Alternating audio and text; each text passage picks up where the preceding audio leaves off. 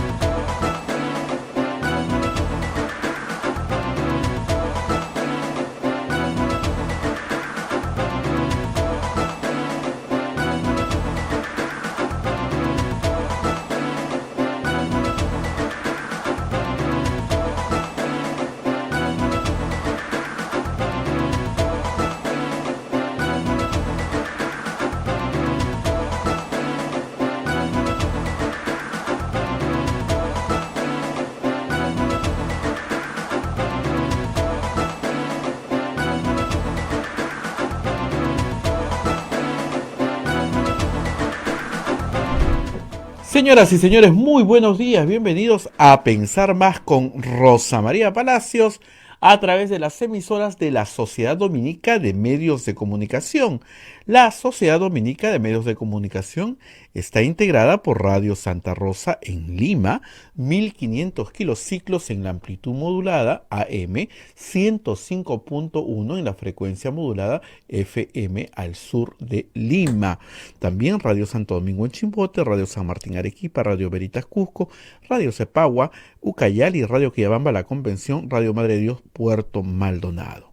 Se une otra red de radios amigas como Radio Huánuco en Huánuco, Radio La Voz de Ayacucho en Ayacucho, Radio Pública en Puno, Radio Moro en Ancash, Radio Cumbre en Huancayo, Radio Milenio en Satipo, Radio Estación Solar en Abancay, Radio Oriente en Yurimagua, Radio Los Ángeles en Cajamarca, Radio San Valentín en Lampa, Radio Activa en Cerro de Pasco, Radio Continental en Huanta.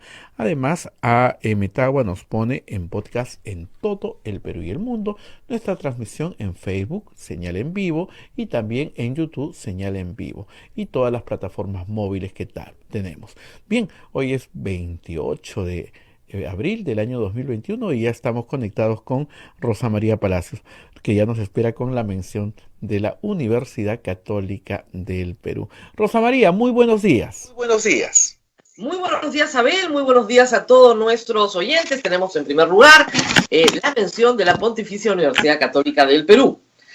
Pontificia Universidad Católica del Perú, comprometidos con una nueva historia.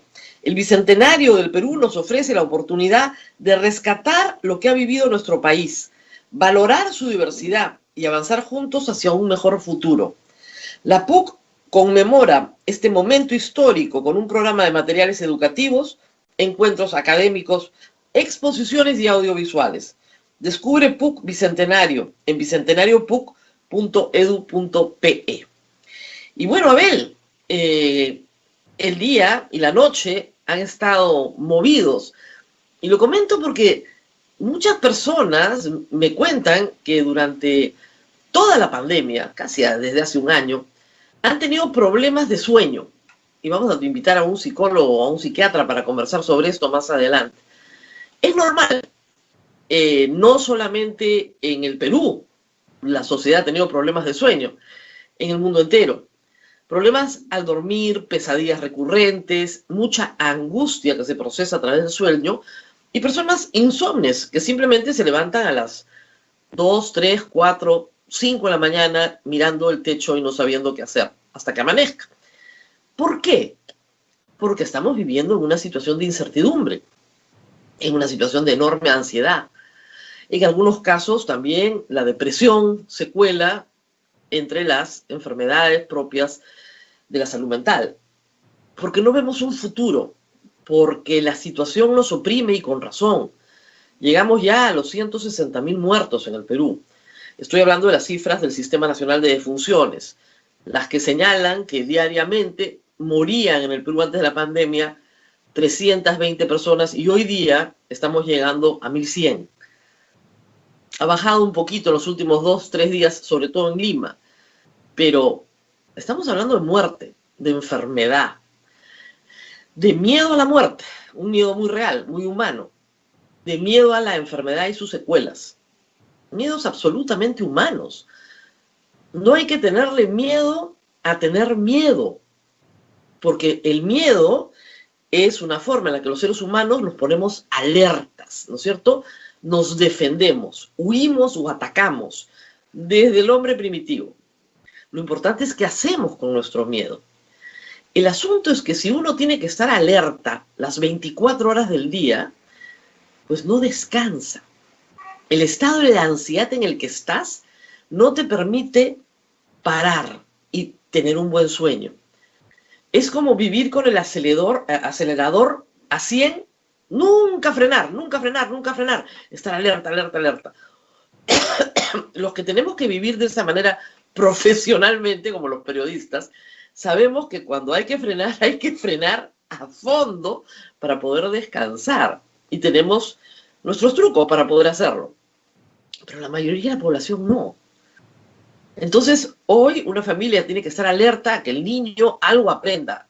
Por Dios, que estamos desesperados porque parece que no están aprendiendo mucho. Que el universitario no pierda su semestre. Que el papá y la mamá no pierdan sus trabajos, ¿no es cierto? Que todos colaboren en arreglar más o menos la casa. En determinar si vale la pena salir o no, porque puede ser una estrategia, una mala idea que salgan varios miembros de la familia. Entonces, ¿quién sale a la calle? Y ese que sale, ¿cómo lo cuidamos? ¿Cómo se cuida cuando regresa? No te olvides de ponerte mascarilla, 2 mascarillas, protector facial, lávate las manos, regresa. Por favor, sácate la ropa. Todos los días, en una constante lucha familiar contra el virus. Que está bien, no digo que no lo hagan, pero cansa, pues. Claro que cansa. Y los que se quedaron sin trabajo, los que la sociedad dice, pero reinvéntate, como si fuera tan fácil reinventarte, ¿no? Y no tengo capital para reinventarme, y me cuesta muchísimo, y no tengo mercado, porque nunca hice lo que estoy haciendo ahora, y no sé si llego a fin de mes, no sé si voy a poderle pagar a mi casera en el mercado que le debo. Y te vas a dormir angustiado, y duermes pésimo. En medio de esta historia, que todos ustedes conocen bien, porque tiene más de 1 año y está con nosotros, y va a seguir con nosotros hasta que no se vaya la maldita enfermedad, o no nos vacunemos todos, o adquiramos la inmunidad de rebaño, o se invente una cura, ¿ok? Mientras no sucedan esas cosas, seguimos con la maldita enfermedad. Seguimos haciendo planes a cortísimo plazo. Yo no puedo planear hoy unas vacaciones para fin de año. Tendría que estar loca. ¿Cómo voy a planear eso? No puedo planear. Primero, no sé si estaré viva. Segundo, no sé si estaré enferma. Tercero, no sé si estaremos en la 3ª, 4ª o 5ª ola. Y les cuento todo esto no porque no lo sepan, porque lo saben bien, sino porque tienen que entender que en ese contexto tenemos que elegir presidente de la República. En ese contexto. Por eso las elecciones del 2021 son distintas. Porque tenemos a una población cansada, asustada, deprimida, tratando de, en los restos que nos quedan, de tristeza, buscar un futuro. ¿No es cierto? La caja de Pandora se abrió, salieron todos los males. Al fondo de la cajita está la esperanza. Eso es lo que dice el mito griego, ¿no es cierto? Al fondo de la caja se quedó la esperanza. Y tenemos que ir a buscarla para poder salir de este enredo.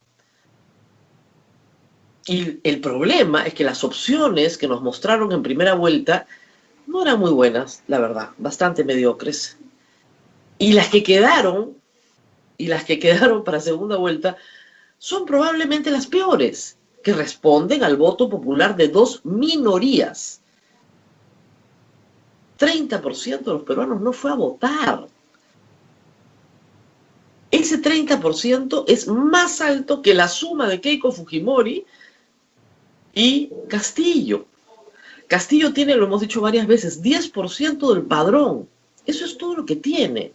Y Keiko 7 u 8 del padrón nacional, de los 24.500.000 peruanos adultos que están llamados a votar. no son candidatos populares, ninguno de los dos. Y son candidatos, eso sí, tremendamente impopulares, sobre todo Keiko Fujimori, profundamente impopular. Y bien ganado, y hay que decirlo, bien ganado. Pero claro, el otro candidato ofrece cosas que para por lo menos un tercio de los peruanos no los van a dejar dormir. Si el señor Castillo tiene un poco de piedad por el pueblo peruano, tiene que comenzar a poner las cosas en claro. Que el dólar se dispare no es un asunto que afecta a los ricos, afecta a los precios de todo lo que compran los pobres. La harina, el aceite, son precios que se determinan por el precio del dólar. Perú no importa trigo, el pan depende de la harina depende del precio del dólar. No producimos trigo en el Perú suficiente. Entonces, sentémonos un momento a reflexionar si esta manera de manejar la campaña del señor Castillo, y de Keiko Fujimori, de ambos, pero sobre todo de Castillo, en materia económica, puede ser sana para un pueblo que está enfermo, para un pueblo que no puede dormir, que no sabe si le va a alcanzar mañana o no. Un poco de compasión por el propio pueblo, ¿no? Durante esta campaña, en marzo, el señor Castillo dijo cosas muy radicales para ganar la primera vuelta, para subir en la primera vuelta. No tenía nada que perder. Entonces sales con la peor radicalidad que se te ocurra para poder sacar más votación, subir y tal vez colarte en la primera vuelta. Y le funcionó. El problema es que esos videos salen hoy. Y escuchamos cosas que resultan para la mayoría de los peruanos francamente aterradoras. Tan aterradoras que el propio Castillo tiene que salir a desmentirse a sí mismo. ¿De qué estoy hablando? De un video que circuló ayer por redes sociales, de un mitin en Puno, hace varias semanas, no es de segunda vuelta, donde el señor Castillo anuncia que va a desactivar la Defensoría del Pueblo. La Defensoría del Pueblo no es una institución ni odiada, ni cuestionada, ni con ganas de que la gente, de que no exista. No, la Defensoría del Pueblo, con todos sus problemas, y yo he sido muy crítica de algunas cosas que ha hecho el señor Walter Gutiérrez, que fue elegido con los votos del APRA y con los votos de Fuerza Popular, ¿no es cierto?, hace ya casi 5 años, que fue una concesión de Kuczynski a Keiko Fujimori a ver si ella lo trataba un poquito mejor, muy bien, y que también fue elegido con los votos de Peruanos por el Cambio. Bueno, es una institución que defiende los derechos humanos, defiende los derechos de las personas, que no tiene otra cosa que el magisterio de la persuasión, porque no tiene capacidad resolutiva, solamente persuade, señala, transparenta procesos, reclama, se queja, y ha ayudado mucho a que el Perú tenga una mejor sociedad. En todos los servicios que presta el Estado, en todos los servicios, desde las pensiones, la educación, la salud, los derechos de las mujeres, los derechos de las minorías, en general ha estado al lado de los más vulnerables de la sociedad. Y el señor Cerrón anuncia en un mitin que va a destruir la Defensoría. Ese video se coloca en una cuenta de Twitter que se llama 2021 Libre, que viene reproduciendo extractos del plan de gobierno, convocando economistas, abogados constitucionalistas, y el señor Vladimir Cerrón dijo que es una cuenta falsa. Pues realmente, si uno lee algunos textos, claro, está escrita en un modo de elogio al señor Castillo, pero ¿qué tal es elogio, no? O sea, en realidad lo destruyen. El señor Castillo anoche pidió que denunciáramos esa cuenta a Twitter como falsa. Esa es la cuenta que ha puesto el extracto del video. El problema es que el video es verdadero, corroborado con varios periodistas, medios de prensa, viendo los videos completos. Es el mismo día en que anuncia la destitución de los miembros del Tribunal Constitucional, y anuncia el cierre de la Defensoría del Pueblo, que la va a cerrar, que va a repotenciar la otra cosa. Yo les he explicado en varias oportunidades que él no puede hacer eso. Es absolutamente inconstitucional. Un presidente de la República no puede tocar ni con el pétalo de una rosa a organismos constitucionalmente autónomos que dentro de nuestra Constitución tienen el mismo rango. O sea, un organismo constitucionalmente autónomo es el Poder Ejecutivo, el Poder Legislativo, el Poder Judicial, pero también el Jurado Nacional de Elecciones, la OMP y la RENIEC, o sea, el sistema electoral, la Contraloría, el sistema de control, todos los órganos jurisdiccionales relacionados con la justicia, la Junta Nacional de Justicia, el Ministerio Público, son órganos constitucionalmente autónomos, los relacionados con la economía, la Superintendencia de Banca y Seguros, y AFPs, el Banco Central de Reserva, constitucionalmente autónomo, mismo nivel, y por supuesto Tribunal Constitucional y Defensoría del Pueblo. No son muchos, pero todos los que he mencionado, el presidente de la República, ni con el pétalo de una rosa. Entonces, no lo puede hacer. Es una fanfarronada. Está mintiendo, ¿ok? Pero lo quiere hacer. Y eso sí preocupa. Yo entiendo que una persona que no tiene conocimientos jurídicos se moleste con el Tribunal Constitucional y diga, no me gustan sus fallos, los quiero sacar a todos. O sea, eso es una pataleta de una persona que ignora cómo funciona el Tribunal Constitucional. Pero decir que te vas a bajar la Defensoría del Pueblo.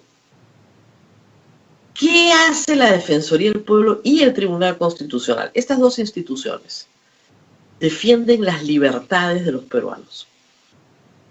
El derecho a elegir y a ser elegido, el derecho a reunirnos, el derecho a transitar, el derecho a trabajar, el derecho a crear, el derecho a tener una religión, el derecho a la dignidad humana, el derecho a la intimidad, la libertad de expresión, el derecho de propiedad. Todos esos derechos fundamentales que son nuestros no porque el Estado los reconoce, sino que son anteriores al Estado mismo, que son nuestros porque somos seres humanos, esos derechos están en juego, si es que tú cierras el TC y la Defensoría. El señor Castillo no es un hombre formado en la libertad, eso está clarísimo, es un hombre de ideas socialistas que el sentido de libertad no lo tiene tan claro como lo tenemos los que somos liberales, que luchamos por los derechos fundamentales. Pero no puedes atacar a las personas en lo más íntimo de sus conciencias, ¿no? Y dejarlas sin dormir. Yo anoche he ido al baño a las 2 de la mañana y el Twitter era, o sea, Dios mío, miré mi teléfono y dije, ¿qué es esto? Parecen las 12 del día, nadie está durmiendo. Y claro, asusta. Hoy día el dólar va a subir de nuevo. Y por más esfuerzos que hago por calmar a la gente y decirle esto no puede pasar porque hay un Estado de Derecho, porque el señor Castillo si gana, no tiene el Congreso, no tiene tampoco la violencia, el monopolio de la violencia lo tienen las Fuerzas Armadas y policiales, él no lo tiene. Entonces no hay forma, pero de todas maneras, por supuesto que asusta, por supuesto que preocupa.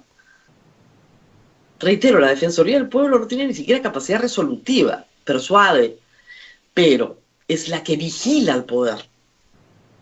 Entonces lo que está diciendo los Castillo es que las entidades que vigilan su poder van a desaparecer.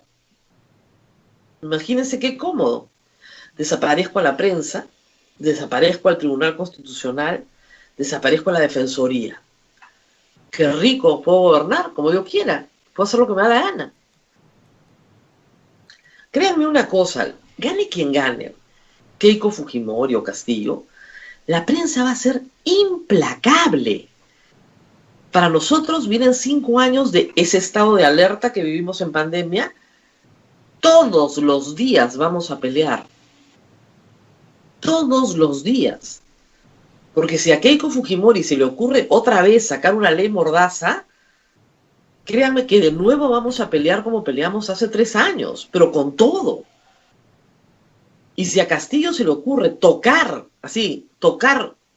la fachada de la Defensoría del Pueblo, vamos a salir a defenderla con todo. No porque defendamos a Walter Gutiérrez, defendemos la institución que con mucho acierto se colocó por primera vez en la Constitución de 1993, no existía en la Constitución del 79, y que ayudó en el restablecimiento de la democracia de manera significativa.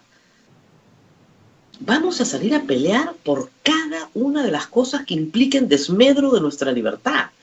Sin duda. Y ese ha sido mi trabajo toda mi vida, así que voy a seguir haciéndolo. Pero esta vez sin esperar, sin lunas de miel. Ya hemos visto que el Congreso apenas emite la primera norma inconstitucional. Uy, le encanta, es como un remolino. Más. Este Congreso ha aprobado ya 4, 5 o 6 normas inconstitucionales en menos de un año. El anterior 3, este 6, o sea, van duplicando. El que viene, si no les pones el país el primer día, comienzan a aprobar normas inconstitucionales. No es que no le quiera dar trabajo al TC, pero hay que pararlos. Los vamos a parar desde el primer día. A Keiko Fujimori y a Pedro Castillo. Pero claro, la contención que puede hacer la prensa sobre la arbitrariedad de un gobernante tiene límites. Fíjense ustedes lo que nos ha pasado durante la pandemia. ¿Cuántos programas con Abel criticando el manejo de Vizcarra en la pandemia? ¿Pero cuántos? Hace un año yo clamaba para que nos dieran un cronograma, siquiera, ahora ya tenemos un cronograma. Cuando cerrábamos, cuando abríamos, nos avisaban el miércoles que nos quedábamos desde el domingo de nuevo encerrados 15 días más. Y de 15 en 15 el cuento de la quincena, tonteando al pueblo, sin pruebas moleculares, sin camas UCI, con el problema del oxígeno. Todos los días ha sido una pelea este año, y eso también desgasta, somos seres humanos también. Pues se viene una más grande a partir del 28 de julio, gane quien gane. Poner cartelitos por todo Lima, que me los enseñaron ayer, yo no salgo, pues por eso no los había visto. Esa es otra cosa loquísima, ¿no? ¿Cómo haces una campaña de cartelitos en una ciudad que está en un confinamiento voluntario, pero masivo? En fin, y los pones además en la avenida Javier Prado, en San Borja. Ese es el núcleo duro de Castillo, ¿no? No sé qué están buscando. Y lo terrible es la falta de transparencia, ¿no? Porque nadie dice quién los ha pagado. Punto Visual no informa quién ha pagado estos carteles, que son en beneficio de Keiko Fujimori, por favor. Son en beneficio de... Cuando tú haces propaganda contra uno, haces propaganda a favor del otro. Entonces, no, pues. Eso tiene que estar controlado, registrado en la OMPE, como corresponde. Si no, es donación no registrada y eso es ilícito. Financiamiento ilícito de campaña, ojo, es delito. Porque si no se han enterado los que pusieron los cartelitos, ya no te puedes escapar. La CONFIEP el 2011 hizo lo mismo y se escapó diciendo, perdón, hicimos una campaña en favor del libre mercado. Y claro, en contra de Ollantumala. Donde hasta los guantes de los obreros eran naranjas. ¿Se acuerdan? Los mandiles, los guantes, una cosa vergonzosa. Muy bien. Entonces, eso no se puede hacer.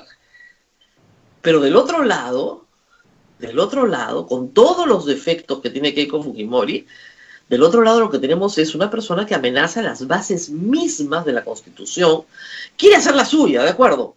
Pero no es que quiera cambiar aspectos de la Constitución para hacer una mejor defensoría, como hemos conversado ayer, un mejor tribunal constitucional, de repente con 9 miembros, con 12 miembros, con alternancias, con participaciones de distintos poderes del Estado para evitar la repartija. No. No está hablando de eso. Está hablando de la demolición. Demoler el Estado. Una cosa es construir y otra cosa es demoler. Una cosa es remodelar y otra cosa es demoler. Y el proyecto, el señor Castillo, en primera vuelta es un proyecto de demolición, no de construcción. Y claro, conociendo los antecedentes de Keiko Fujimori, uno dice, ¿por qué le voy a dar mi voto? Pero ¿por qué le vamos a dar el voto a Keiko Fujimori? Como digo, ya no hablemos de los delitos de su padre, que son hartos y por algo está en la cárcel, ¿no? No está por gusto. No hablemos de las víctimas, los deudos, ¿no? Digamos que eso corresponde a su padre. Muy bien. Los últimos 5 años nos condenó, prepandemia, no tenía cómo saberlo, pero en fin, nos condenó a 3 años de pérdida de tiempo, de oportunidades, de inversiones. No le importó ni su hermano. No le importó ni su padre. y nos pide el voto, yo entiendo perfectamente que la gente esté furiosa. Entiendo perfectamente. Pero también tenemos que entender que el otro señor tiene un proyecto de demolición. ¿Qué hacemos, pues? Tenemos todavía 5 semanas, 6 semanas para pensarlo. No piensen en la cola, ¿no? Pero tienen 6 semanas para pensarlo. Es el peor escenario para el elector. Para la mayoría de los electores, hay que decir que hay gente que votó con mucho entusiasmo por el señor Castillo y con mucho entusiasmo por Keiko Fujimori, pero reitero, sumados no son ni 20% del total de electores peruanos. Somos 24.500.000 electores y ellos dos sumados son un poquito más de 4 millones. 4 millones contra 24 millones, o sea, se dan cuenta, hay unos 20 millones que no estamos representados en ninguno de los dos. O sea, la mayoría de los peruanos. Y la mayoría de los peruanos está esperando un cambio para mejor. Y hay una gran verdad. Yo no estoy de acuerdo con que se pongan carteles insultantes contra nadie. Pero sí es una gran verdad que el sistema económico comunista solo trae pobreza. No hay forma de que traiga riqueza para algunos y pobreza para otros. No. No trae riqueza para nadie. Salvo para quien detenta el poder, ¿no? Hay una nomenclatura siempre que, bueno, la pasa mejor. Pero salvo la nomenclatura que la pasa mejor en la cúpula, ¿no es cierto? O sea, en Cuba los Castro viven bien. Nadie más. Nadie más. En eso sí es bien homogéneo el asunto, ¿eh? Es la expansión de la pobreza. La universalización de la pobreza.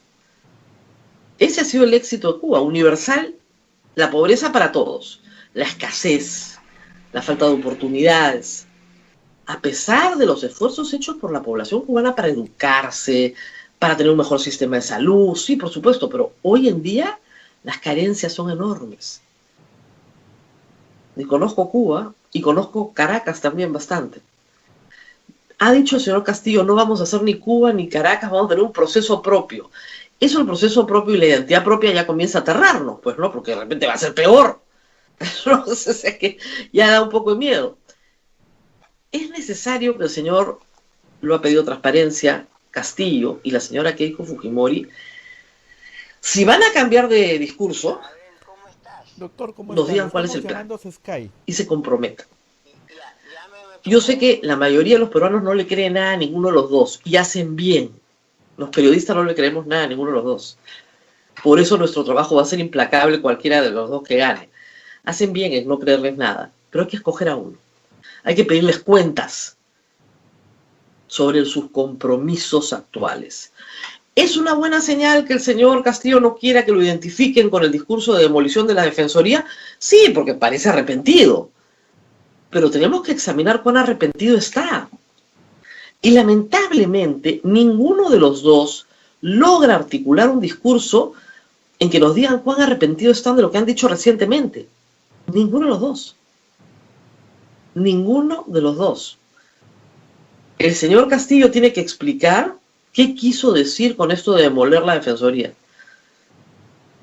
Tiene que explicarnos qué quiso decir, qué buscaba, no, es que la voy a hacer más grande, más bonita.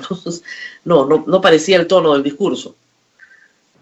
Y la señora Keiko Fujimori nos tiene que decir, ayer empezó a arrepentirse, ¿no? Las cosas, he sido confrontacional. No, punto por punto. ¿Por qué la bancada de Fuerza Popular censuró al ministro Jaime Saavedra, que estaba haciendo un estupendo trabajo por la educación peruana? ¿No se acuerdan de eso? Por las puras, por unas supuestas computadoras mal compradas. Todo era mentira. Hicieron su trabajo político sobre la base de la mentira. Tienen que responder por eso. ¿Por qué Fuerza Popular censuró a Zavala?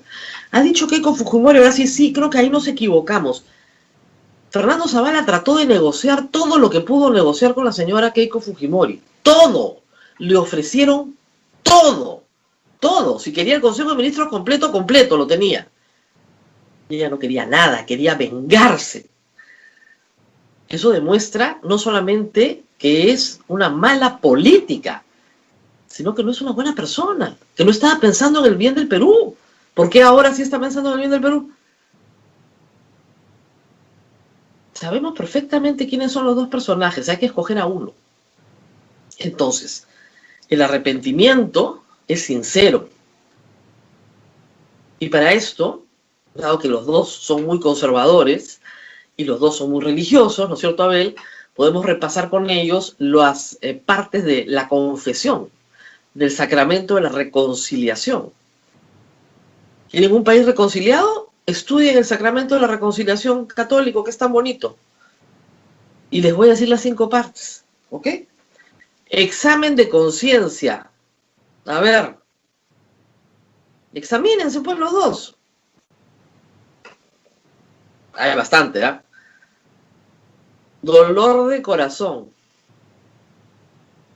¿Realmente le duele a Keiko Fujimori estar peleada con su hermano? Que está saliendo a rescatarla en un acto de generosidad filial, pero porque está ayudando a su padre, porque es Alberto el que se lo pide. Dolor de corazón. El señor Cerrón no se arrepiente de haber dicho que va a destruir el TC y la Defensoría. Bueno, que le duela, pues. Propósito de enmienda. ¿Dónde está el propósito de enmienda? Queremos escuchar al señor Cerrón que diga no solo ayúdenme a denunciar esta cuenta de Twitter. Es me arrepiento de haber dicho que iba a destruir la Defensoría y prometo solemnemente que no voy a tocar a las instituciones del Estado. He enmendado ese pensamiento absurdo que tenía. Me equivoqué. No lo voy a volver a hacer. La cuarta es decir todos los pecados al confesor. El confesor es el pueblo. Se tienen que parar y decirlo. La confesión católica implica una oralidad. Tienes que decirlo, no solo pensarlo. No es que te arrepientes nomás, no, ya, si no lo voy a volver a hacer. Bueno, no. Oralidad. ¿Dónde está? El gran confesor de los candidatos es el pueblo al que le piden su voto ahora. Después se olvidan de nosotros. Ahora. ¿Y saben cuál es la quinta? Cumplir la penitencia que te fuera impuesta. Y una de las penitencias es perder, pues. Keiko Fujimori tiene que aprender a perder, cosa que no sabe hacer. El señor Castillo ha perdido muchas veces en su vida y seguramente sabe cómo hacerlo. La penitencia que te fuera impuesta es probablemente el olvido del pueblo. Es una penitencia dura, pero tienes que aceptar que hiciste mal. Yo quiero ver eso. Creo que todo el país quiere ver eso. Examen de conciencia, dolor de corazón, propósito de enmienda, decir todos los pecados al confesor y cumplir la penitencia. Esa es una confesión correcta, bien hecha, bien realizada. Para eso me sirve el catecismo de niña, miren ustedes. Ese es el camino de Keiko Fujimori y el camino de Pedro Castillo. Pero parece que ninguno de los dos lo quiere transitar. Y si reducimos todo a la economía, claro, la mejor opción es Keiko Fujimori, porque Pedro Castillo es el hambre. Es el hambre, no hay forma. Pero hay más que la economía. Y creo que Keiko Fujimori tiene que entender que no solamente nos está vendiendo un programa económico, nos está vendiendo una actitud política, una propuesta moral que ella no está encarnando. Así que veremos en los próximos días. Ha presentado ayer su equipo de gobierno. Miren, la verdad, con franqueza, hay personas razonables, nuevas, hay caras nuevas, como la de Hernando Guerra García. Él ha sido candidato presidencial, es verdad, pero es finalmente una cara nueva. Pero Patricia Juárez, que es una persona que fue teniente alcaldesa de la Municipalidad de Lima, en la gestión de Castañeda del Ocio, una de las gestiones menos transparentes, con casos de corrupción, con Castañeda del Ocio con arresto domiciliario, ¿esa es tu novedad? Y Carmen de Lozada, que fue inhabilitada por el Congreso, Con Marta Chávez y con Luz Salgados, las dos se separaron de ella por los vínculos que ella tenía con ciertos elementos no muy santos. Entonces se separaron, la dejaron de lado. Hace años. La rescatan de nuevo. ¿Para qué? ¿Para qué te abres frentes ahí? ¿Para qué te abres fuentes ahí? O sea, los frentes no te los puedes abrir ahí. O sea, no es un equipazo, ¿ah? Pero, valgan verdades, tiene un equipo. Fernando Rospigliosi, lo pueden criticar ustedes lo que quieran, pero para Keiko es una novedad y se aporta en el ámbito del interior y seguridad. Tiene rollo, digamos, tiene algo que decir, ¿no? Tiene equipo. El otro no tiene nada. Nada, no tiene ni plan ni equipo. Y no tiene idea de lo que es el Estado de Derecho. Porque si no, no diría alegremente las barbaridades que está diciendo y de las cuales aparentemente hoy se arrepiente. Esta es nuestra mediocre campaña, en medio de todo el estrés, ansiedad, depresión que causa la pandemia. Yo solo recibo en WhatsApp mensajes de personas amigas que estoy muy preocupada, estoy muy ansiosa, ¿qué va a pasar? Cálmame, por favor. El programa de ayer ha generado muchas reacciones de la gente diciendo gracias por calmarme un poco. Claro, si conoces el aparato del Estado, sabes que Castillo lo que dice no lo puede hacer. Pero genera una enorme zozobra. Una enorme zozobra. Y no está bien, no es sano para los peruanos vivir en esa zozobra. No es sano para nadie, ¿no? Pero hay que decirlo. Abel, nos tenemos que ir a la pausa porque está ya con nosotros Eloy Espinosa, magistrado del Tribunal Constitucional, que trae para nosotros una gran novedad. Este libro, porque cosas buenas también pasan, por favor. Este libro después lo voy a poner más lejos de la cámara para que se vea mejor. El blanco me está matando, que se llama Retos del Bicentenario. Vamos a hablar con él en un instante. Vamos a la pausa, Rosa María. Y sí, el doctor Eloy Espinosa y también nos va a decir qué piensa de todo este panorama que tenemos. Volvemos.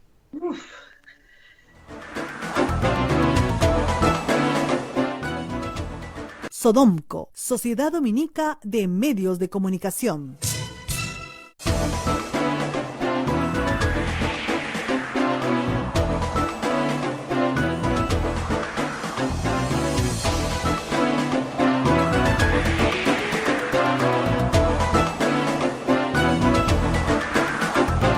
Continuamos con A Pensar Más a través de las emisoras de la Sociedad Dominica de Medios de Comunicación. En Lima nos escuchan por Radio Santa Rosa, Chimbote Radio Santo Domingo, Arequipa Radio San Martín, Cujó Radio Veritas, Ucayali Radio Cepagua, La Convención Radio Quillabamba, Puerto Maldonado, Radio Madre de Dios, son las emisoras dominicas del Perú. También nos escuchan en Huánuco a través de Radio Huánuco, Ayacucho Radio La Voz de Ayacucho, Puno Radio Pública, Ancash Radio Moro, Huancayo Radio Cumbres, Atipo Radio Estación Solar, Yurimaguas Radio Oriente, Cajamarca Radio Los Ángeles, Lampa Radio San Valentín, Cerro de Pasco Radio Activa, Guanta Radio Continental, AM Tagua. Nos ponen podcast en todo el Perú y el mundo, y además también estamos en las plataformas móviles, en el YouTube en vivo y en el Facebook en vivo. No se olviden de compartir este programa para que todos estemos un poquito más informados. Bien, adelante Rosa María, que ya se encuentra con el magistrado del doctor Eloy Espinosa. Adelante Rosa María, por favor. Muy buenos días, doctor. Muchas gracias por estar con nosotros. Rosa María, siempre es un placer estar en tu programa. Bueno, tengo en mis manos Retos del Bicentenario. El director de este proyecto es el doctor Eloy Espinosa Saldaña, y es un proyecto muy ambicioso. Cuando me involucré en él no pensé que era tan ambicioso. Acá lo tengo. También yo me saturo un poco con el blanco.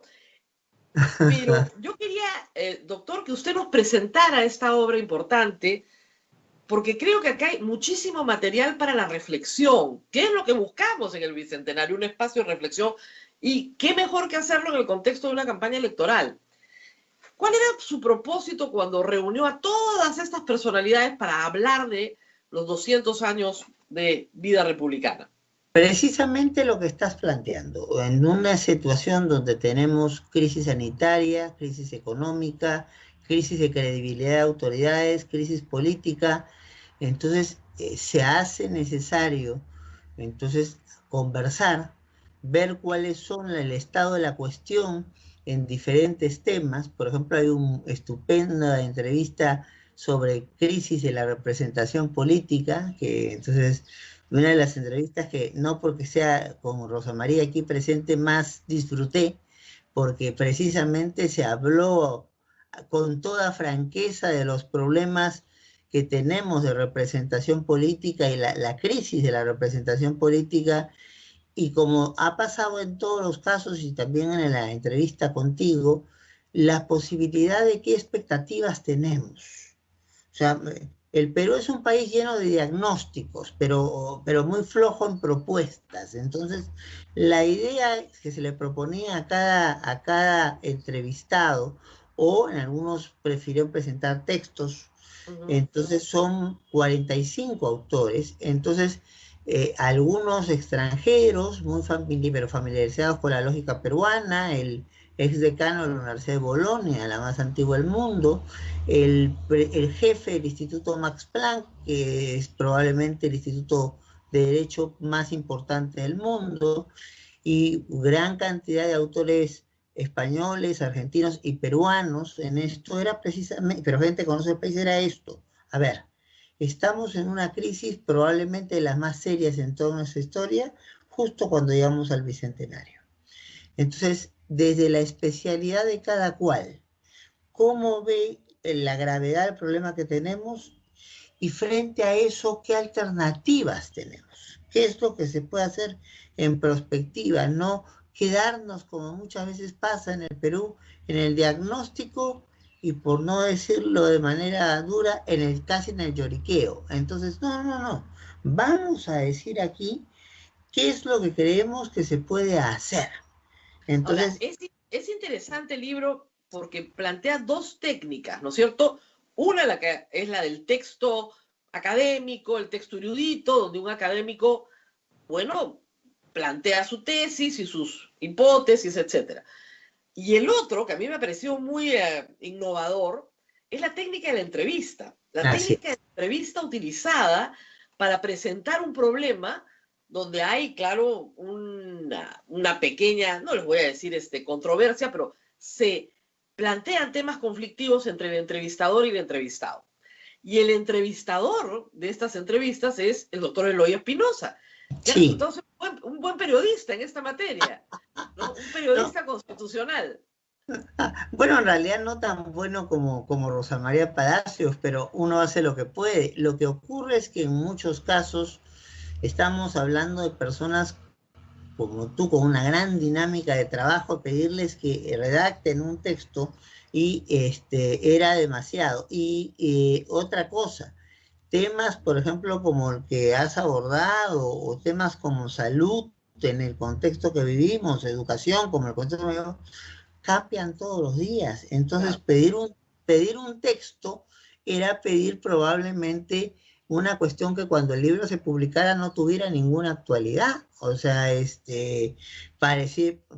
como escribir, para poner la coyuntura, escribir un plan de gobierno antes de la pandemia. O sea, no perdería utilidad en este momento, por ejemplo, cuando tenemos que dar grandes y graves soluciones a algunos problemas: educación, salud, el tratamiento del tema agrario, que ya nos hemos olvidado del paro agrario tremendo que hemos tenido y los problemas que ahí ocurren. Entonces, este tipo de materias sometidas a redacción de un texto con la mejor buena voluntad quedan desfasadas cuando el libro se publica. Entonces, la entrevista en estos temas es una alternativa más dinámica y más certera, porque permite evaluar prácticamente en el momento, entonces, lo que ocurre, y que cuando el libro salió publicado no sea una cuestión, qué interesante, pero pasaron 5 cosas y todo lo que se dice acá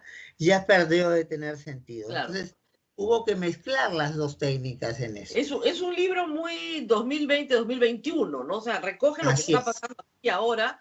Es íntegramente realizado durante la pandemia, además. Exactamente. Todas estas entrevistas se hacen por Zoom, no se pueden hacer de manera presencial.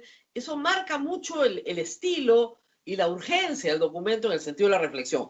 Pero luego, para que nadie se asuste, los temas son muchísimos, con 45 invitados, imagínense ustedes.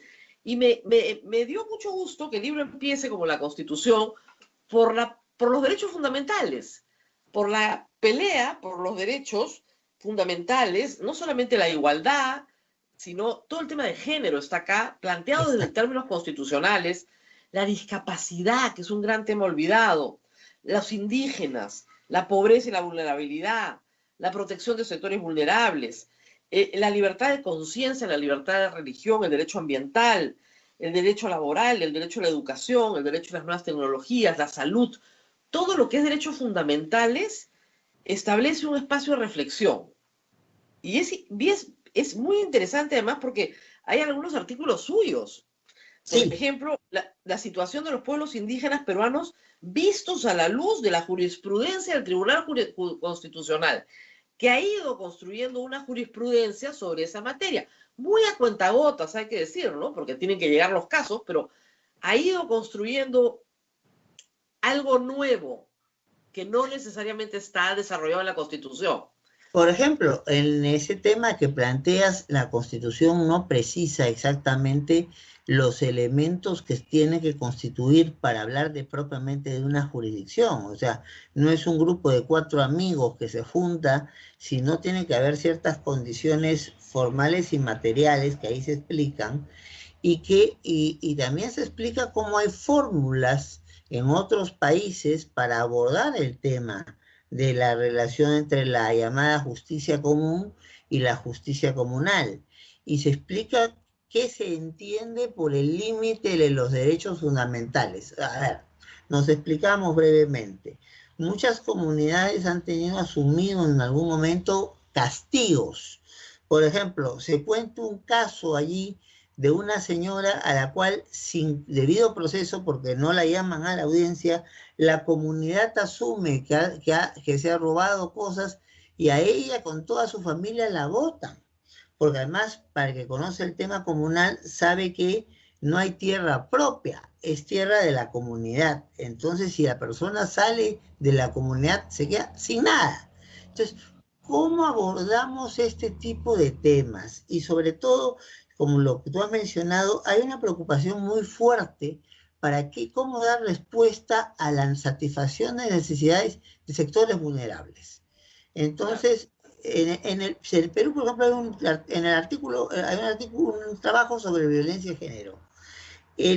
Hasta el año pasado, porque no hay estadística de este año, morían por feminicidio 10 personas al mes.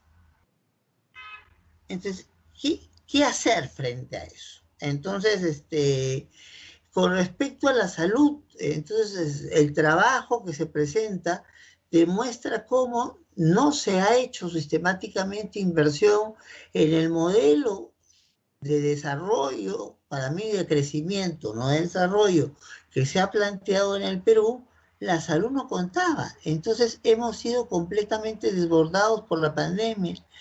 Y además, como se cuenta en el artículo, hay una tragedia de la cual nadie habla. ¿Qué pasa con el enfermo grave que no tiene COVID? Entonces, ¿a dónde va? ¿Cómo se le trata cuando toda la maquinaria de salud, con todas las dificultades, está pensando en cómo enfrentar el COVID? Entonces, cosas como esta. El texto de trabajo es muy honesto, o sea, ¿qué significa esto de la suspensión perfecta? Significa que en realidad tienes una expectativa de volver a tu trabajo, pero no tienes trabajo. Entonces, ¿de qué vives en el interín? Entonces, el aumento... Es muy interesante que en 700 páginas, el libro tiene 700 páginas, ojo, es un libro, no tienen que leerlo de cabo a rabo, si quieren lo pueden hacer, pero pueden ir a los temas que les interesan a ustedes. Así es, esa es la ventaja del libro. Claro, se plantean los temas que interesan, o sea, los temas que importan en un país que se mira y que quiere cambiar, ¿no? Que hay cosas que tenemos que cambiar, hay una urgencia de cambio en los entrevistados, en muchos aspectos que conforman un gran mosaico, ¿no es cierto?, del Perú. Así que, bueno, no tenemos una celebración para presentarlo, ¿no? Porque no hay esas posibilidades hoy en día. En esta época no. Pero fíjate que no solamente eso, hay un estudio de uno de los psicoanalistas más importantes del país que ha hecho un estudio de cómo nos vemos los peruanos. Entonces, todos los estereotipos que hay, por ejemplo, el libro nos demuestra que en ese artículo que el 53% de los peruanos que fueron encuestados reconocen que somos un país racista. Pero cuando le preguntan, ¿usted es racista? No, yo no soy racista. Jamás, jamás. Claro. Jamás. Pero reconocemos que el 53% de la población es racista, que hay un 57% de actitudes racistas con las poblaciones indígenas amazónicas y un 60% con los de los afroperuanos, por ejemplo. Pero no somos racistas, el racista es el otro. Claro. Entonces, bueno, acá en el COVID ha pasado eso muchísimo, ¿no? El que no se cuida es el otro. Lo que pasa es que la gente, te decía, todo el mundo no se cuida. ¿Usted se cuida? Sí, sí, yo me cuido. ¿Y quién no se cuida? Mi vecino, el otro. Así es, él es el culpable, él es el que se enferma, sabe Dios si está escondido después de una fiesta en una maletera o lo que fuera. Claro. Es igual, entonces, a mí siempre me pasa, le pregunto a la gente, lo que pasa es que las encuestas y los medios de comunicación influyen en el voto. Y yo le digo, ¿influye en usted? No, en mí no. Yo soy una persona muy, muy informada y en mí no influye. Ya, muy bien. Entonces, ¿por qué siempre es el otro y no tú? Pero, en fin, siempre tenemos esa discusión. Eso es una cuestión que es parte precisamente de nuestra idiosincrasia. O sea, constatar los problemas, pero no asumir que somos parte del problema. Claro que Y, somos parte. o sea, y eso es una cuestión que es clave, Rosa María. Si no asumimos que somos parte del problema, también va a ser difícil que entendamos que somos parte de las posibles soluciones del problema. Entonces, ¿en qué lío nos hemos metido, doctor, en esta segunda vuelta? ¡Opa! Bueno, me toca hablar del Tribunal Constitucional, del que se abre en el libro. Nos vamos a separar por un momento del libro. De acuerdo. Porque por enésima vez, hay que decirlo, en su historia, que no es muy larga, el tribunal se crea en la Constitución del 79, por enésima vez en su historia, el tribunal está de nuevo amenazado. Amenazado en un primer término por un candidato presidencial que en primera vuelta señaló que lo iba a destruir solo, ¿no? Pero amenazado también por un Congreso que quiere en un proceso a trompicones sustituir a los actuales magistrados. Entonces, ocupémonos primero de la amenaza presidencial. Yo ya le he explicado al público con claridad que no se puede destituir, o sea, que un presidente de la República no destituye magistrados. El último que lo hizo fue el señor Alberto Fujimori utilizando al Congreso y terminó con la reposición de los magistrados en la Corte Interamericana. Así es. No se puede, no se puede. Bueno, la última... Sí. No te olvides que hubo un intento posterior. 4 de nosotros fuimos sometidos a esa situación y es precisamente la Corte Interamericana en 3 pronunciamientos que permite que nosotros sigamos en el cargo. ¿Cuál era el pecado que habíamos cometido? Poner al descubierto, que no solamente, como pedía la Corte Interamericana, se estaba haciendo juzgar a los autores materiales, pero no se estaba haciendo ningún esfuerzo en cumplir con aquella parte de la sentencia de la Corte que era determinar quiénes fueron los autores intelectuales del asunto. O sea, quién fue el que tomó la decisión. Fue el caso. Ahora, para que la gente tenga claro esto, fue la mayoría fujimorista y aprista en el Congreso disuelto los que querían sacar a 4 magistrados porque no los controlaban. Entonces, así como el señor Castillo quiere destituir a la bestia, ¿no es cierto?, porque no tiene mucha idea, este Congreso, el que acaba de pasar, puso bajo amenaza a este tribunal y este tribunal tuvo que ir a defenderse a la Corte Interamericana y lograr que la Corte Interamericana le pusiera el pare al Congreso del Perú. O sea, no es poca cosa lo que pasó en los últimos años. Entonces, las amenazas vienen, doctor, por ambos lados. Pero digamos, Rosa María, que el Tribunal Constitucional en este momento, cuando tú tienes una crisis institucional grave como la que vivimos, se convierte pues mal que bien en el mediador y en el árbitro de todas las circunstancias. Entonces, ahora el mediador, el árbitro no puede ponerse la camiseta de alguno de los 2 equipos, no puede. Entonces, porque esa es la negación de su función. Entonces, el juez no hace sentencias para caer simpático, el juez hace sentencias para resolver conforme a derecho. Y eso a muchos no les gusta. Entonces, porque obviamente pueden tener con la mejor intención, asumamos, la idea de aprobar algunas leyes, pero las leyes no tienen sustento constitucional. Y nosotros tenemos que decirlo. Y hasta el último día que nos quedemos en el cargo, porque no es culpa nuestra que estemos en el cargo, hay un procedimiento.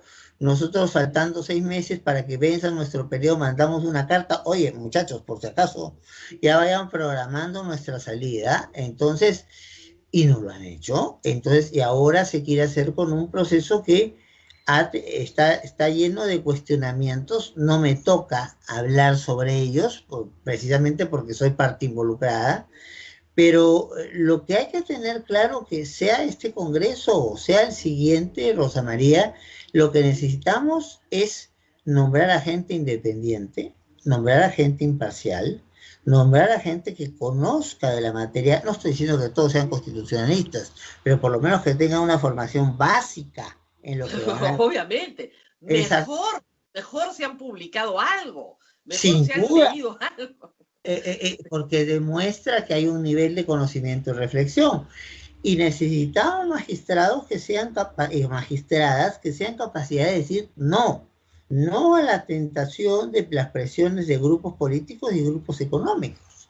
O sea, si la elección hecha por la Comisión Ruiz, que por cierto no ha tenido quórum para sesionar hoy día, entonces, o hecha por el nuevo Congreso, tiene que respetar esto, porque si pues, ponemos a gente timorata, que está más bien buscando ser operador político de intereses de algún partido, o gente que tenga vinculación con ciertos sectores económicos, la matamos. Ahora, es inevitable, doctor Paz, en la Corte Suprema de los Estados Unidos también, que hayan algunas convicciones personales que acompañen al magistrado. Porque el magistrado tiene una conciencia. Entonces, yo puedo ser un magistrado que creo como convicción personal que jamás estaré a favor del aborto, por ejemplo, ¿no es cierto? Porque creo que la defensa de la vida comienza en la concepción. Entonces, no se me puede pedir como juez imparcial que yo traicione mi propia conciencia, ¿no es cierto? Hay que entender eso. Eso es un lindo tema que se ha sido abordado, no en este trabajo, sino en un anterior, que fue mi tesis doctoral en España, con sobresaliente y premio extraordinario, felizmente, donde planteo los límites del juez constitucional, y uno de ellos es, obviamente no le podemos pedir a la persona que piense en contra de su propia conciencia. Lo que le tenemos que pedir es que haga en lo posible una justificación constitucional o con base constitucional y convencional de lo que dice, porque finalmente no somos nosotros intérpretes de nuestras propias simpatías, somos intérpretes de la Constitución. Entonces, ahí hay que jugar, es difícil, y hay temas como lo explico en el artículo sobre los derechos, la actividad de los jueces constitucionales, se llaman casos trágicos. Por ejemplo, en un aborto terapéutico, donde tiene que sobrevivir la madre o sobrevivir el que está por nacer, bueno, pues el juez tiene que decidir, o sea, no me puede decir, amparo y me salvo y salvo a mis compañeros, como decíamos de chicos. Me lavo las manos. Exacto, no se puede, tienes que resolver. Entonces allí ya no prima la simpatía, sino una evaluación de contexto y de entorno. O sea, ¿dónde hago menos daño? Porque en ambas situaciones voy a hacer daño. Es lo que en la doctrina gente como Manuel Atienza llama los casos trágicos. O sea, siempre se va a perder. O sea, hay que tener, pero aún así hay que no pedirle, exigirle al juez constitucional que fundamente sus posiciones. No, lógico, y también hay temas complicados como por ejemplo la pena de muerte. Sí, señor. Yo soy abolicionista, por definición, siempre lo he sido, pero si me escogen para ser magistrado del Tribunal Constitucional, los que me escojan tienen que saber que yo soy abolicionista, no no puedo ser lo que no soy. Y así hay muchos casos, ¿no? Así hay muchos casos. Ahora, en materia de nuestro futuro, que tanto nos preocupa en estos días, el señor Castillo dice, o dijo, o se desdijo después, que él puede destituir al TC. Y yo quisiera que lo explique bien para nuestra audiencia, porque a veces a mí no me creen, pero a un magistrado del Tribunal Constitucional sí le van a creer. ¿Es posible que un presidente de la República destituya al Tribunal Constitucional? Formalmente no. O sea, el marco constitucional es muy claro.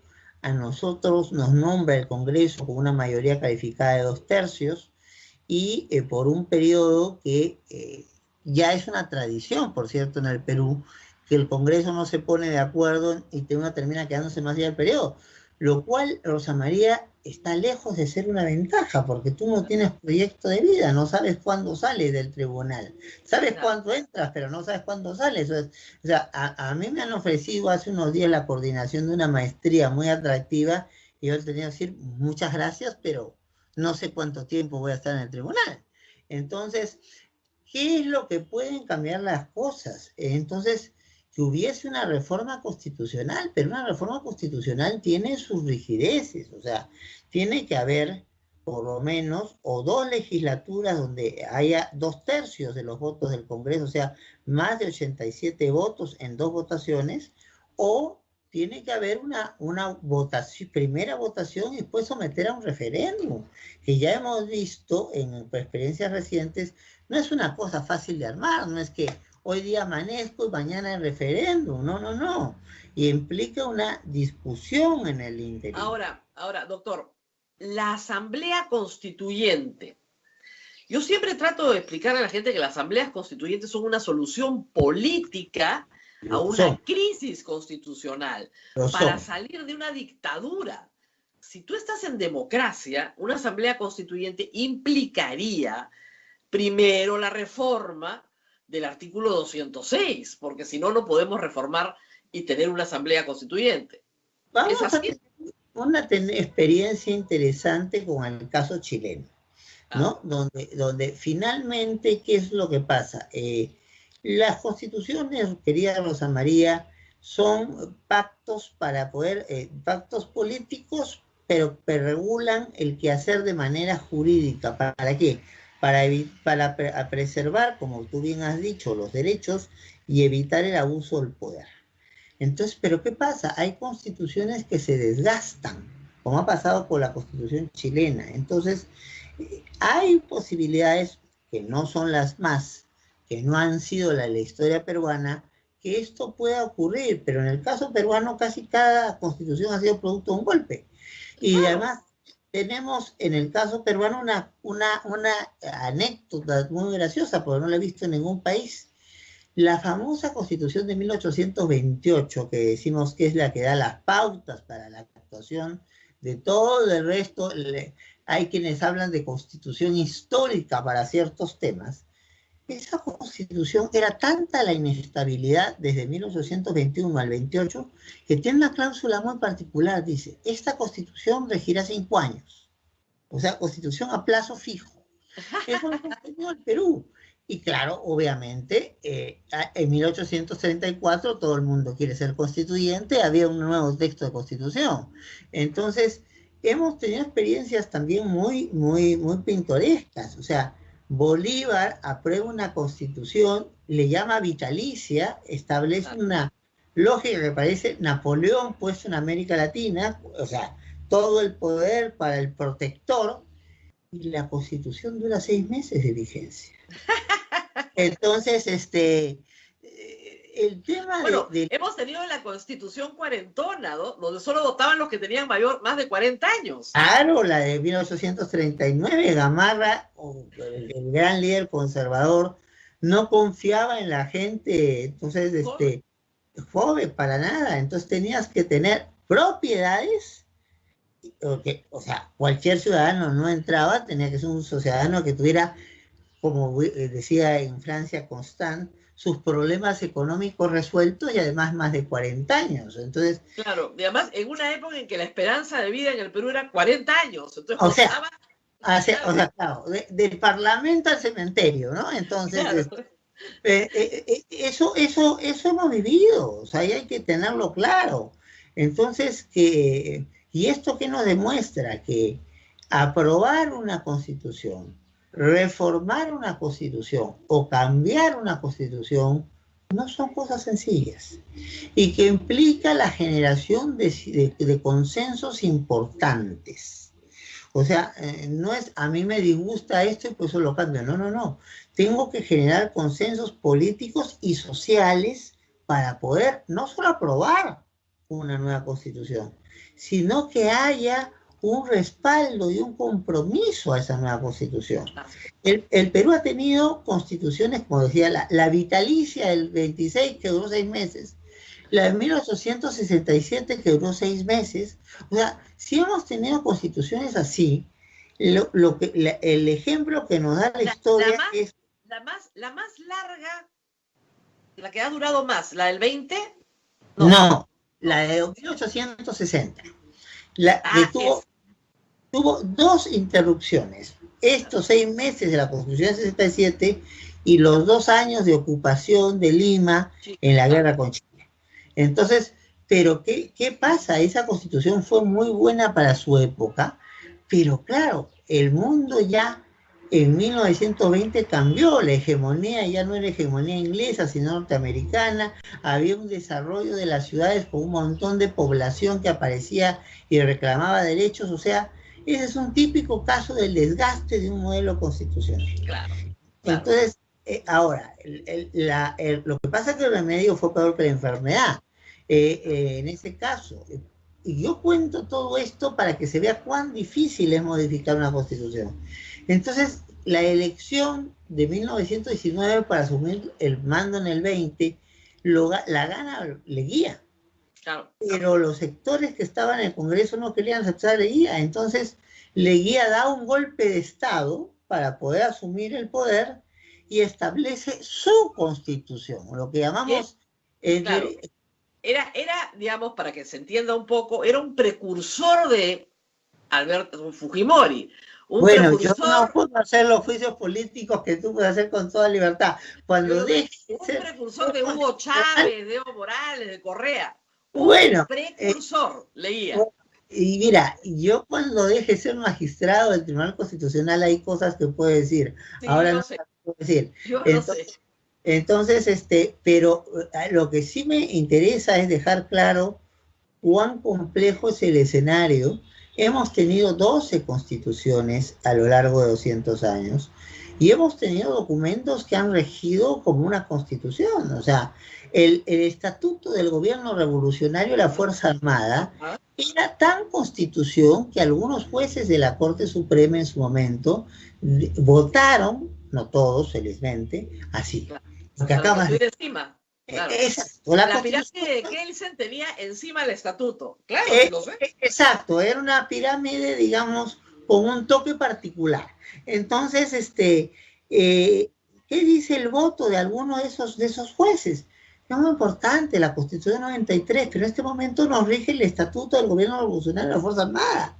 Eso se ha dicho en el Perú. Entonces, no... Y además también, doctor, hay que explicarle al público, porque tal vez esto no lo entienda, hay 12 constituciones, pero todas las constituciones se parecen. O sea, hay una constitución permanente en los 200 años de vida republicana. El Perú es una república, no es una monarquía, es unitaria, no es federal. O sea, hay lo que se llaman los contenidos pétreos de la Constitución, que nunca han cambiado. Tenemos un sistema de balances entre 3 poderes, una lista de derechos reconocidos. O sea, la Asamblea Constituyente que promete algún candidato no es la refundación de todo, porque hay una continuidad, un universo que nunca cambia. La idea del Consejo de Ministros como la concebimos del siglo XIX. Bueno, claro, la primera ley los ministros existían antes y la primera ley de 1856. Entonces, ahora, lo que sí, no, es que hay que entender que un nuevo pacto constituyente no es reinventar el país, es establecer nuevas reglas de juego si es que no teníamos reglas de juego que se cumplieran o estas se han desgastado. Entonces, esa es la lógica. Ahora, a mí me preocupa que en la campaña no se esté discutiendo contenidos. Bien, bueno, ya. Vamos a hacer una asamblea constituyente. ¿Qué es lo que vamos a cambiar? Claro, es lo que yo siempre pregunto. No me dicen el capítulo económico de la Constitución. Bueno, ¿qué parte? El artículo de los contratos ley. ¿Ya? ¿Qué le molesta a usted? Porque pacta sunt servanda viene el derecho romano, ¿no es cierto? Hay gente que cree que es un invento de la Constitución del 93. El contrato es ley entre las partes. Usted no puede salirse de un tratado porque le da la gana. Usted tiene que cumplir su obligación porque ha pactado libremente. Eso es bien complicado de explicar, le digo, doctora. No crea que es fácil. La gente no entiende que los pactos son pactos y que la ley es la ley. Voy a tratar de ayudar en eso, aunque tú lo haces con muchísimo más talento que yo. No creas. Entonces, los ciudadanos muchas veces tienen que firmar contratos. Hasta para sacar su celular tienen que firmar contratos. Bueno, la Constitución es el gran contrato para establecer las reglas de vida de una sociedad que permita satisfacer las necesidades básicas de las personas: salud, trabajo, educación. Bueno, y mientras más va desarrollando la sociedad, van incluyéndose más cosas. Por ejemplo, el Internet creo que se va a convertir, porque si pasamos de pandemia, superamos esto, por lo menos yo sí creo que va a quedar algún resabio endémico de esta enfermedad. Y sin hablar de eso, tenemos el dengue, que ya es casi una institución nacional todos los años en las zonas, por ejemplo, de la selva o ceja de selva. Entonces, lo que hay que entender es como cuando uno firma un contrato, entonces hay también cláusulas para resolver el contrato. Y no hay cuestiones que porque a mí me dé la gana yo pueda pasar por encima de lo que el contrato ha establecido. Entonces, y el contrato no se cambia de cualquier manera. Entonces, eso hay que proyectarlo en la Constitución. La Constitución es el gran contrato que tenemos para vivir en sociedad. ¿Se puede cambiar algunas pautas? Sí.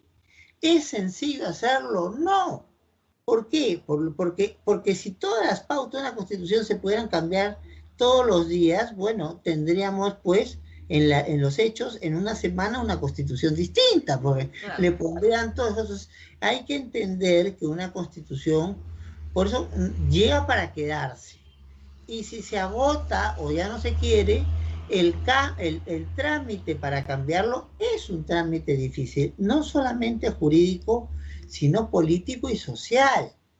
Porque hemos estado llenos, querida Rosa María, de lo que la doctrina llama constituciones semánticas. Claro, constituciones claro, en el discurso, que en realidad lo pone el gobernante, pero no le interesa que tenga vigencia.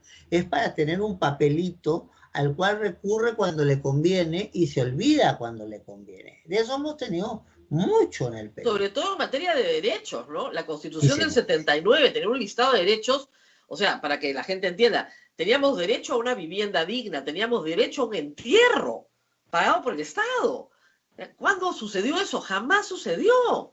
No es que no sea deseable, ¿no? Pero no sucedió. O sea, el problema es que muchas de las promesas de la vida constitucional se quedan en eso, en promesas, generando un desafecto por la Constitución y generando un desafecto por la política. Entonces, no puedes prometer. Yo he tenido una larga discusión a veces con gente que me dice, mira, es un saludo a la bandera, pero hay que saludar a la bandera. No, pues, pero es una Constitución programa. Ya, será una Constitución programa, pero es un programa que no vas a cumplir. Entonces, eso es algo que es bien difícil de explicar y debatir, pero ese es uno de los retos que tiene quien va a hacer una elección. Justamente, si te habrás dado cuenta, es un tema que se ha enfocado por diferentes autores en el libro. En el libro. Regresemos al libro. Regresemos al libro. Hay un punto final, doctor, que sí me parece valioso. Ayer conversando con el doctor Luciano López, él me hizo caer en cuenta que la Constitución del 79, cuando se establecen las razones por las cuales un presidente puede ser acusado, se incluía el impedir el funcionamiento del Tribunal Constitucional, en esa época Tribunal de Garantías. En la Constitución del 93 se omite ese impedir el funcionamiento y se coloca el Congreso, los organismos electorales, etcétera, ¿no? Esa omisión del 79 al 93, si el presidente de la República impide el funcionamiento del Tribunal Constitucional por cualquier medio, comete una infracción de la Constitución pasible de juicio político, a su juicio. Uy, ¿cuántos años tengo para contestarte esa pregunta? A ver, vamos primero por partes. Recordemos que la Constitución del 93 fue una constitución en la cual su promotor, el expresidente Fujimori, entonces lo que buscaba era aprobación popular, someterla a referéndum. Y claro, los números no encajaban porque tú estabas de acuerdo con todo menos con el artículo 108 y yo estaba de acuerdo con todo menos con el artículo 124. Votábamos los dos en contra. Claro. Entonces, ¿qué pasa? Aparece en el penúltimo proyecto que se está manejando una serie de instituciones y entre ellas el Tribunal Constitucional. Entonces, y esta Constitución hecha en algunas cosas con apuro, yo les invito a tu gran cantidad de oyentes, ¿qué es lo que pasó, por ejemplo, con el artículo 139? El artículo 139 tiene un inciso 14 que es exactamente igual que el inciso 15. O sea, alguien no puso el delete de la computadora por el apuro de sacar la Constitución. Entonces, eso nos lleva a situaciones que no están previstas. Y tú hablabas de derechos. Entonces, el gran esfuerzo del Tribunal Constitucional en estos últimos años, sobre todo con nuestra composición, ha sido convencionalizar la Constitución, o sea, reconocer que hemos firmado tratados, porque en esos tratados son tratados básicamente de derechos humanos. Entonces, ahí el derecho que ya no estaba formalmente reconocido lo está, porque el Perú ha considerado, hay un tribunal constitucional que se cumple, que los tratados sobre derechos humanos tienen rango constitucional. O sea, son como artículos no puestos formalmente en la Constitución. Y así hemos podido rellenar de contenido una serie de derechos que formalmente no aparecían. Entonces, eso es importante resaltarlo. Todavía hay un déficit importante en el tratamiento de derechos. Yo creo que hay que ir, mi próximo libro, voy adelantando, que ya está terminado, es sobre la protección de los sectores vulnerables.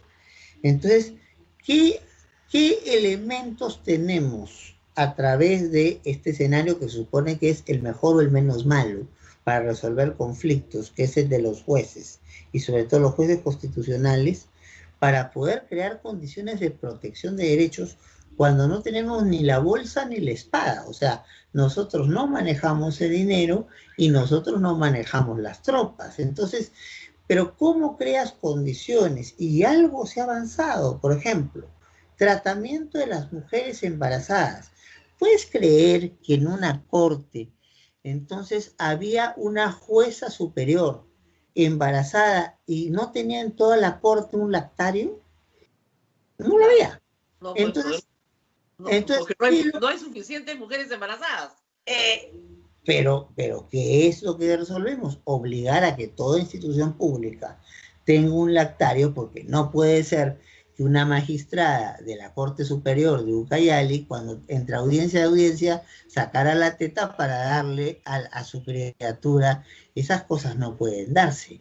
O como no puede darse que, como tú, la discriminación contra la mujer es terrible, y en sectores rurales muchísimo más. Por ejemplo, se explica en el libro, había el caso de dos hermanas, terminan la primaria en Amazonas y le dicen, bueno, a tu casa porque en realidad no hay secundaria para las mujeres. Si quieres ir a secundaria, estaba Agua Grande, que está a 4 horas, y que es una educación nocturna, o sea, tienes que caminar 4 horas por la selva, como que en la selva hubiese carteles, vaya usted de aquí a meterse en la selva propia. entre 4 horas para llegar a los estudios y después regresar esas 4 horas. Entonces, ahí el tribunal lo que ha obligado a que se haga un mapa de educación rural y hemos estado trabajando. Yo soy quien se responsabiliza de la comisión de cumplimiento de sentencias emblemáticas y conseguimos que el Ministerio de Educación haga por primera vez en la historia un mapa para saber dónde está la población rural y cuántos hombres y cuántas mujeres hay. Porque esa idea de... que el colegio de hombres secundario abra también para mujeres y no hay otro. Que es lo que conseguimos en la sentencia. Y es lo que planteamos al hacer el mapa de educación rural.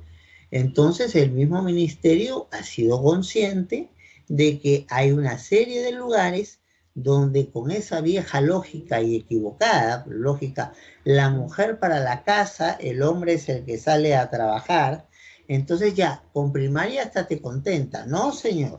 Entonces todos los colegios tienen que tener cobertura para secundaria de las mujeres, para que ellas si quieren hacer una carrera técnica o estudiar en la universidad, o incluso quedarse en su casa, lo que quieran, pero que puedan tener capacidad de decidir con condiciones para decidir. Entonces, ese trabajo lo hemos hecho, ha sido un trabajo fuerte y ojalá sea un trabajo que no se descuide con próximas composiciones. Y lo hemos hecho con comunidad LGTBI, lo hemos hecho con ancianos.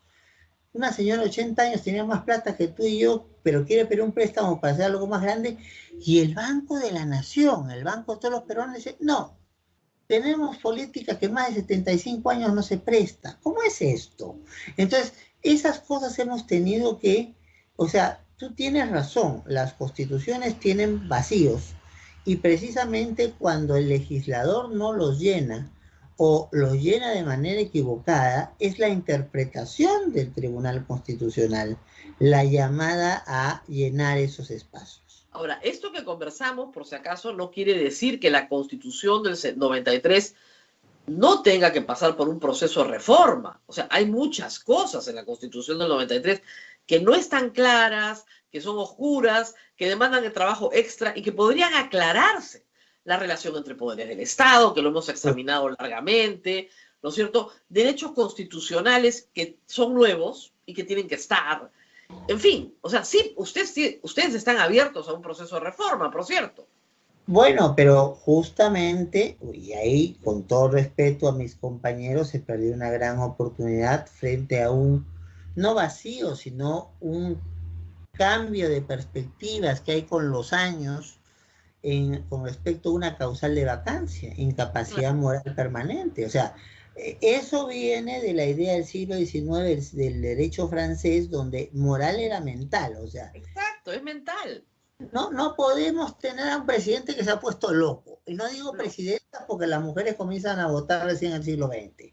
Entonces, y eso se mantuvo en las constituciones, y recién cuando Fujimori renuncia por fax, en vez de decir abandonado el puesto sin autorización, que es una causal de vacancia, entonces se emocionaron los parlamentarios en aquel momento, dijeron no, esto es incapacidad moral, y abrieron la puerta muy peligrosa a que prácticamente, porque finalmente, ¿quién va a definir lo que es incapacidad moral? Así es. No, y además la decisión de este Congreso, que no ha sido revertida por el Tribunal Constitucional, es que incapacidad moral son 87 votos. Es que en realidad es eso. Mientras, son 87 votos, punto. Yo no critico la lógica de los políticos, pero la lógica de los políticos es una evaluación de calidad, de oportunidad y de número que tengo para sacar ponencias. Claro. Esa es la lógica de cualquier congreso en cualquier parte del mundo, no nos engañemos. Entonces, pero yo creo que ahí se perdió una gran oportunidad. Fue una discusión muy interesante que tuvimos, pero lamentablemente con un resultado que yo creo equivocado, 4-3.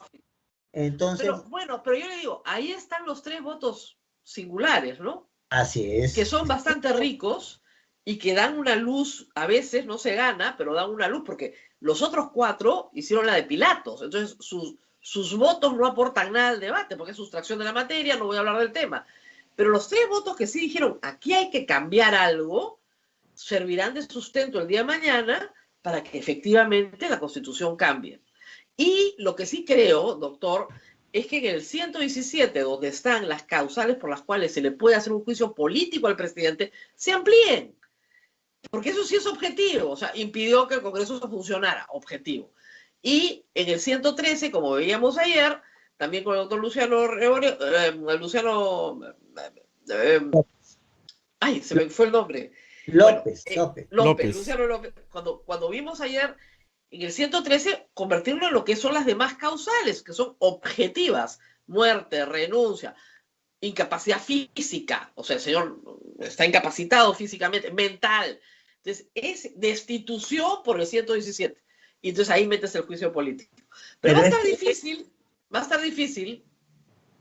Yo creo que en realidad hay que tener claro, porque la historia también nos enseña cómo se forman las cosas.